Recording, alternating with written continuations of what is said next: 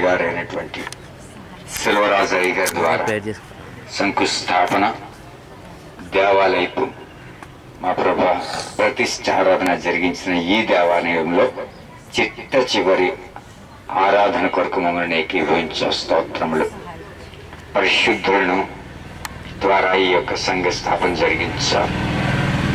అంతకు మించి అనాదిలో తండ్రి వ్యవస్థాపకులైనటువంటి బైబిల్ మిషన్ దేవదాసయ్య గారు ఈ యొక్క బాటలో నడిచి వెడిచి సంఘ స్థాపన కొరకు నీకు విజ్ఞాపన చేసినట్లుగా చరిత్రలో మేము వింటూ ఉన్నాము, తెలుసుకున్నాం, గ్రహించాము.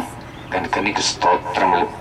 తదుపరి బైబిల్ మిషన్ వైస్ ప్రెసిడెంట్ గారైనటువంటి రెవరెండ్ పిఎం యాకోబయ్య గారు ఇదే వీధులలో తిరుగుతూ బైబిల్ మిషన్ యొక్క సంఘ స్థాపన కొరకు పత్రిక పరిచర్య చేసి మా ప్రభు పునాది వేసినటువంటి ఈ స్థలాన్ని నీకు అప్పగిస్తున్నాం.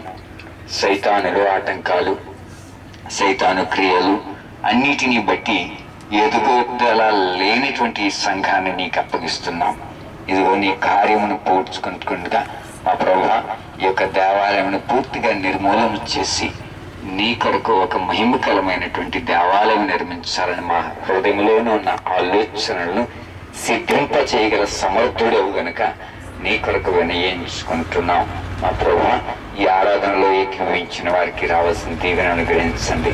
ఈ సంఘంలో ఈ దేవాలయంలో ఎన్నో అద్భుతాలు అనుభవంలో మాకు చూపించావు. మా యొక్క జీవితంలో మేము రుచి చూసాము. కనుక మా ప్రభు ఇంకా క్రొత్త దేవాలయంలో క్రొత్త అనుభూతులను మేము కలిగి ఉండుటాకు నీ యొక్క కృపను తోడుగా ఉండి ఈ సంఘం కొరకు పనిచేయించిన ప్రతి బిడ్డలను, వారి జీవితములను, వారి చదువులను, వారి యొక్క యవన స్థితిని నీకు అప్పగిస్తున్నాం.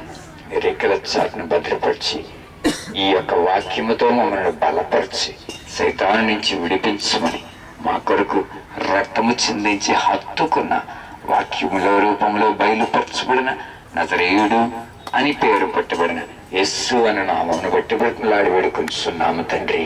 ఆమేన్. ప్రభునందలి ప్రియులారా,